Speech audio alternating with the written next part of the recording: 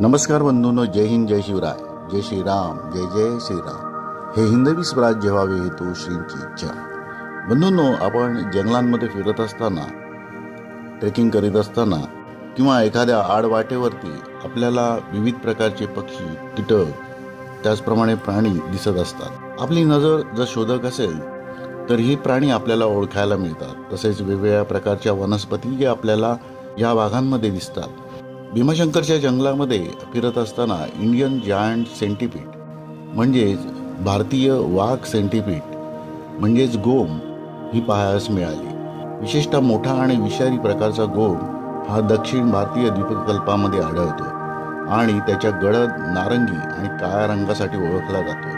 बंधूंनो, याबद्दलची माहिती काही प्रसारमाध्यमे तसेच वेबसाईट याद्वारे संकलित केलेली आहे.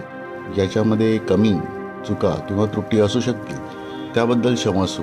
भारतीय सेंटिपीड किंवा गोम असे म्हटले जाते.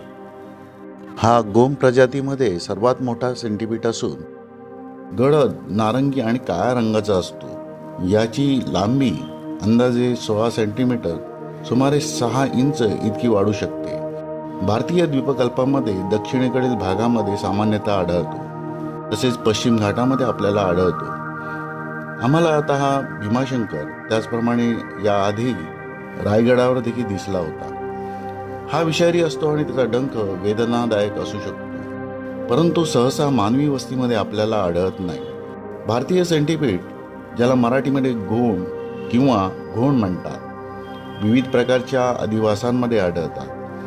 त्यांचे मुख्य अधिवास हे जंगल आणि वन, उष्णकटिबंधीय आणि पानझडी जंगले हे त्यांचे नैसर्गिक घर आहे.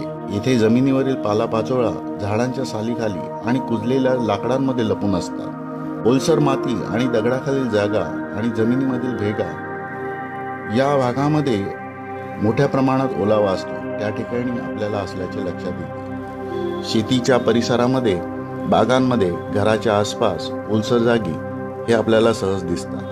बंधूंनो, ही माहिती आहे सेंटिपीड म्हणजेच गोम ह्या सरपटणाऱ्या प्राण्यांविषयी. या प्रकारची माहिती वेबसाईट त्याचप्रमाणे प्रसारमाध्यमाद्वारे सापडली आहे.